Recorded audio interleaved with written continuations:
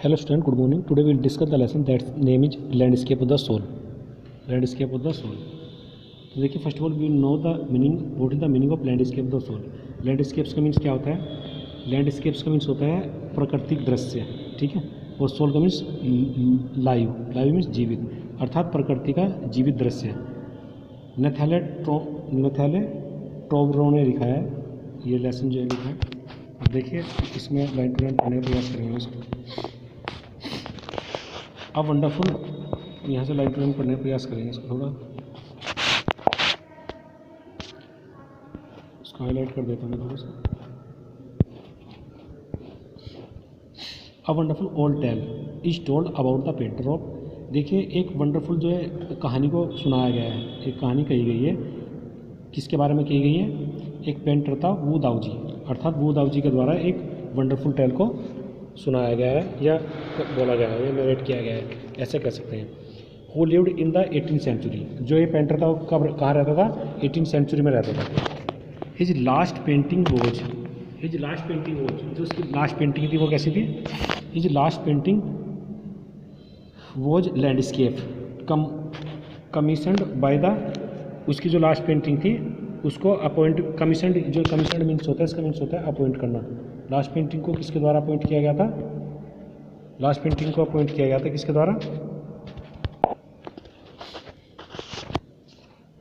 By the तंग emperor के द्वारा. तंग एम्परर दाऊ जोन के द्वारा उसको अपॉइंट किया गया था, ठीक है.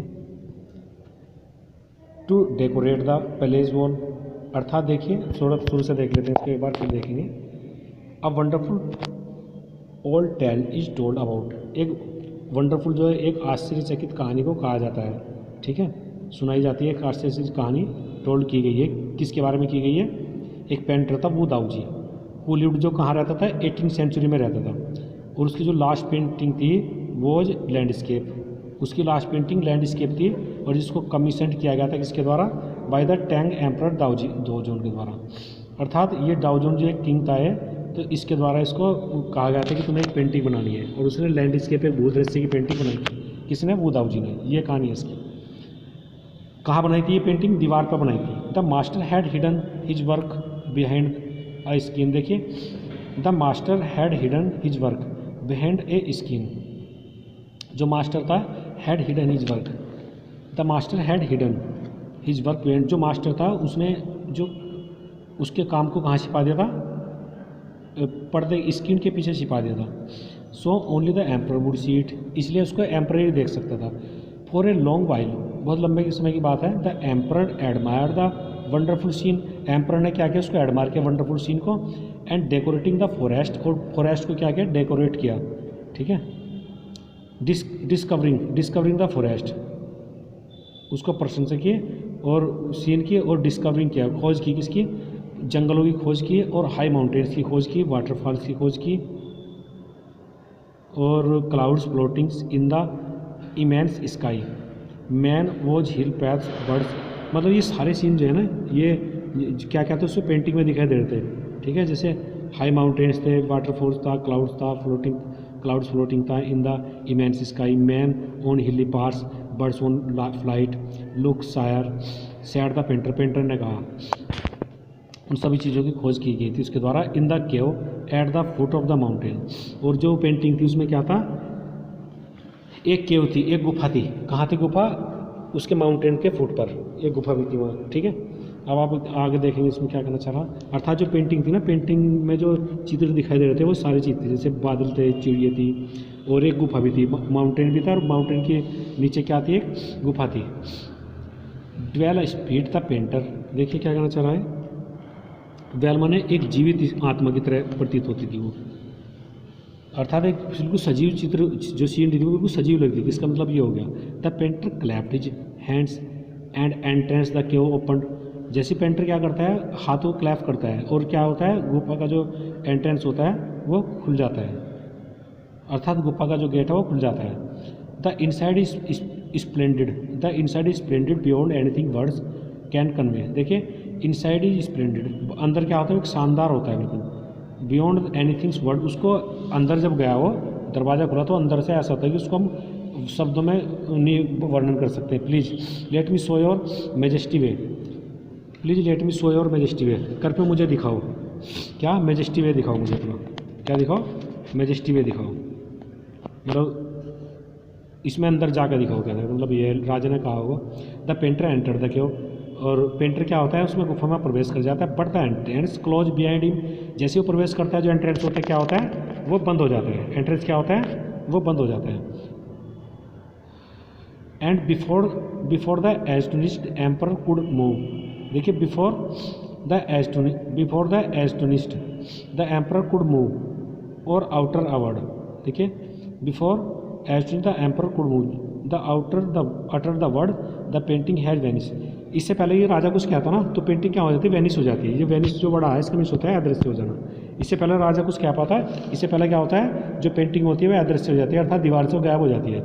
नोट ट्रेसो ऑफ वाउडाउ जी, और ब्रश, एक भी ब्रश जो वाउडाउ जी का पेंटर था उसका एक भी ब्रश नहीं दिखाई देता है, दिखाई नहीं देता वहाँ कुछ भी, सारी पेंटिंग गायब हो गई। And artist was never seen again in the world, और जो आर्टिस्ट है वो भी कभी नहीं देखा गया, वो पेंटिंग भी गया और दाऊ जी भी गया, ये सब सभी गायब हो गए वहाँ से। राजा से पहले कुछ क्या पता नहीं कहाँ से चला गया हो। Such story played an important part in China, ये स्टोरी जो है ना महत्वपूर्ण पार्ट जो प्ले करती है किसमें, चाइना क्लासिकल एजुकेशन में। इस तरह की कहानी जो है the books of Confucius and Zhuangzi are full of them, जो बुक्स है वे क्या हैं, द बुक्स ऑफ कन्फ्यूशियस, ठीक है। जो कन्फ्यूशियस की जो बुक थी, कन्फ्यूशियस और जुआनजू, ये क्या है कि एक तरह से ये कन्फ्यूशियस जुआनजी नाम है, ठीक है, these are the name of the school, और अर्थात इस तरह की जो कहानी है वो जो है जुआनजू है और जो कन्फ्यूशियस है उसकी किताबों में आप देख सकते हैं इस तरह की कहानी को। And they help the master to guide the, वे क्या करती हैं, they help the master to guide his discipline, वे हेल्प करती हैं किसकी,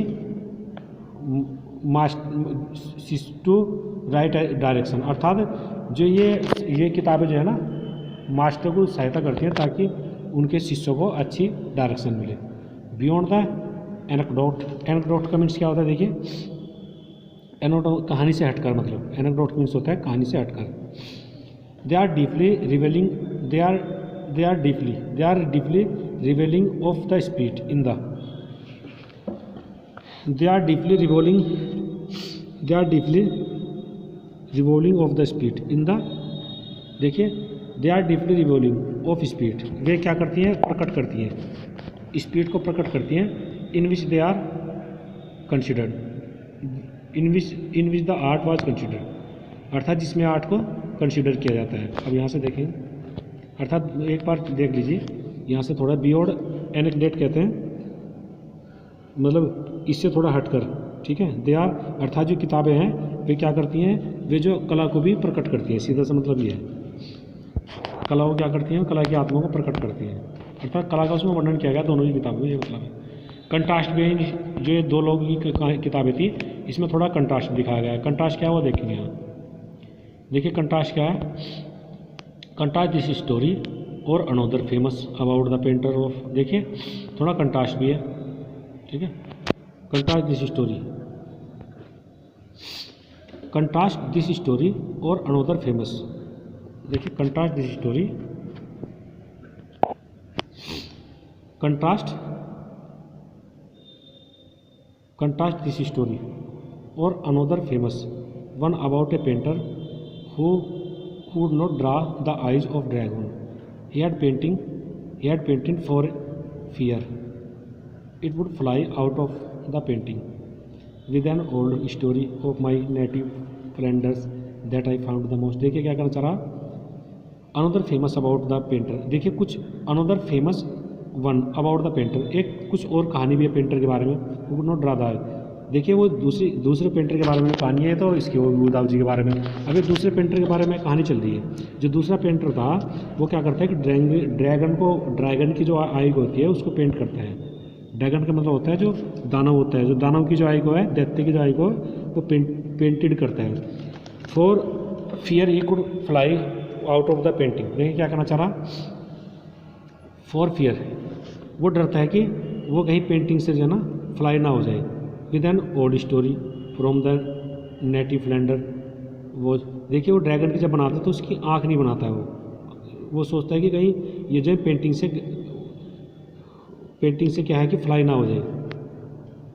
अर्थात ये कह सकते हैं कि जो एक नया वो होता है दूसरा जो वो दर्जी के अलावा पेंटर था, उसने ड्रैगन की तस्वीर बनाई और वो जो है ये सोचता है कि कहीं ये पेंटिंग जो है उड़ ना जाए, मतलब यहाँ से दीवार से उड़ ना जाए, हट ना जाए यहाँ से। फिर क्या रहेगा, I found most representative of the western painting. और मैं क्या पाता हूँ, story from my native Flanders. और ये स्टोरी किसकी थी, नेटिव फ्लैंडर की स्टोरी थी ये। दूसरा क्या है कि that I found most representative of the western painting. मैंने क्या पाया, मोस्ट रिप्रेजेंटेटिव पाया वेस्टर्न पेंटिंग का इन 15th सेंचुरी। अब ये 15th सेंचुरी बात करते हैं। ये क्या है कि एक ये जगह है एंट्रोफ्ट, 15th सेंचुरी में एंट्रोफ्ट की बात है, मास्टर और ब्लैक स्मिथ। एक कहानी है, अर्थात दो कहानी है, एक तो वो की कहानी होगी, एक दूसरी जिन्हें ड्रैगन बना दो पेंटर की कहानी होगी। अब तीसरी ये कह रहा है कि एक ये 15th सेंचुरी में एक एंट्रेफ्ट करके एक जगह थी, तो वहाँ क्या होता है कि ये मास्टर होता है ब्लैक स्मिथ, कार्ल क्वेंटिन मेट्सेस, उसको क्या कहते हैं, मेट्सेस कहते हैं। वो किसके साथ फालिल ना होता है, वो फालिल ना हो जाता है विद ए पेंटर डॉटर। वो किसके साथ फालिल ना हो जाता है, पेंटर की डॉटर के साथ फालिल ना हो जाता है। The father would not accept son in law. जो फादर है वो क्या है, father would not accept son in law. जो पिता होता है अर्थात उसका लड़की का, वो उसको नहीं मानता, दामाद नहीं मानता, दामाद के रूप में स्वीकार नहीं करता है सच है प्रोफेशन, इस तरह के प्रोफेशन के। वो सोचता है कि मैं अपने बेटी को जो है एक ब्लैक स्मिथ को नहीं दूंगा। So canteen singed into the painter studio. इसलिए सिंग्ड कहते हैं बिल्कुल सेधमारी कर देता है, अर्थात चोरी से घुस जाता है। वो क्या है कि चोरी से घुस जाता है पेंटर के स्टूडियो में and painted A fly on his. देखिए क्या कर देता है, वो एक मक्खी की पेंट वो बना देता है, पेंटिंग किस क्या बना देता है, मक्खी की वो पेंटिंग बना देता है विद सच डेलिकेट रिलीजन। ठीक है, इतने सूक्ष्म यथार्थवाद से दैट की द मास्टर ट्राई टू। देखिए वो इतनी अच्छी बना दी तुमने तस्वीर कि जब मास्टर आया तो वो उसको उड़ाने का प्रयास करने लगा। मतलब ये नहीं पता चल रहा था कि वो ये पेंटिंग है वास्तव में है, सच में ये वो मक्खी, तो उसको उड़ान लगा। वो जब आया, जिसकी लड़की से इस कैंटीन का फादर जब आया तो उसको उड़ान लगा था मक्खी को। और वो क्या कहता है, ही रियलाइज व्हाट हैड, वो सोच रहे क्या घटित हो रहा है। Canteen was immediately admired the appreciate into his studio and he married his beloved. देखिए अब उसने एडमायर कर दिया उसको, एंड मास्टर ट्राई टू, ये क्या करता था, उसको प्रशंसा करता है फिर वो, और उसको शिष्य के रूप में स्वीकार कर लेते हैं। और ही मैरिड जो होता है पेंटर जो होता है वो क्या करता है, अर्थात कैंटीन जो होता है उसकी लड़की से वो शादी कर लेते हैं and went on become one of the most famous painter. और कहाँ चला जाता है, मोस्ट फेमस पेंटर बनने के लिए चला जाता है। दीज टू स्टोरीज, ये कहानी है दो। अब ये क्या करती हैं, ये दो कहानी क्या करती हैं, illustrate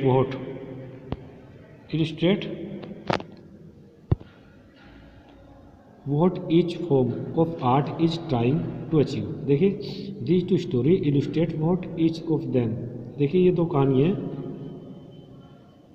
try to achieve perfect illusion। ये दो कहानी क्या प्राप्त करने का प्रयास करती है, इल्यूरिस्टिक, ये जो वर्ड दिया है इसका मतलब होता है भ्रम की सामान्यता। ये दोनों कहानी से क्या होता है, भ्रम की जो सामान्यता है वो अचीव करने का प्रयास। अर्थात दोनों में क्या है, दोनों कहानी में भ्रम की समानता है। पहली वाली में भी दोनों में भ्रम है। कहने का मतलब ये है, द यूरोप इजेंट्स इन, जो यूरोप था, agents of inner life and spirit in Asia. Agents क्या था, ये क्या कहना चाह रहा, the Europe agents of inner life and spirit in Asia.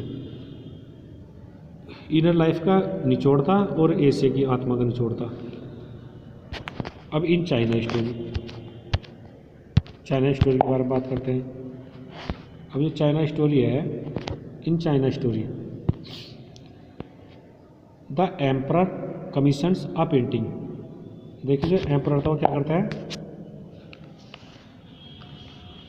The emperor commission मतलब चुनाव करता है, किसमें, पेंटिंग का चुनाव करता है and appreciates the outer appearance. In China story में क्या होता है, एम्परर क्या करता है, चुनाव करता है पेंटिंग का और उसको अप्रिशिएट करता है पेंटिंग को बाहरी दृष्टि से, मतलब एक तो उसमें तो आंतरिक दृष्टि से करिए पहले वाले में तो, और जो चाइना का था यूरोप वाले में तो उसमें स्पीड देखी पेंटिंग में, मतलब एक तरह से। और इसमें क्या देखता है वो केवल आउटर दृष्टि से देखता है। But the artist reveal to him, किंतु जो आर्टिस्ट था वो क्या करता है, but the artist reveal to him, artist को रिवेल कर देता है ट्रू मीनिंग, उसका सच्चे काम का सच्चा मीनिंग को रिवेल कर देता है, प्रकट कर देता है। The emperor may rule over the territory, जो एम्परर था वो रूल करता है पूरी टेरिटरी पे। ही वॉज कॉन्कर्ड, जिसको उसने जिसको जीत चुका है। But the only artist know, केवल एम्परर तो उसी पे रूल करता है जिसको उसने जीता है। किंतु वो ये कहना चाह रहा कि जो एम्परर होता है, वो ये कहना चाहता है जो एम्परर होता है वो तो उसी पर राज करता है, उसी क्षेत्र पे जिसको उसने जीता है। किंतु artist know with in, artist में जाने को जानता है। Latest me show the way, Dauji ने कहा था मुझे रास्ता दिखाना दो, अर्थात उसको क्या है कि ये ऐसे भी समझ सकते हैं इसको आप, जैसे देखिए धनवान का जो होता है सम्मान एक जगह होता है, जबकि ज्ञानी का तो हर जगह होता है, वो उस वाली सेंस में लिखा है यहाँ। तो उसका तो जो राजा है उसी पे राज करता है जिसको उसने जीता है। किंतु पेंटर तो अंदर पेंटिंग बनाकर उसमें अंदर जाने का जो है रास्ता खोज लेता है, जैसे कि दाऊजी ने खोजा था, ऐसे मतलब है।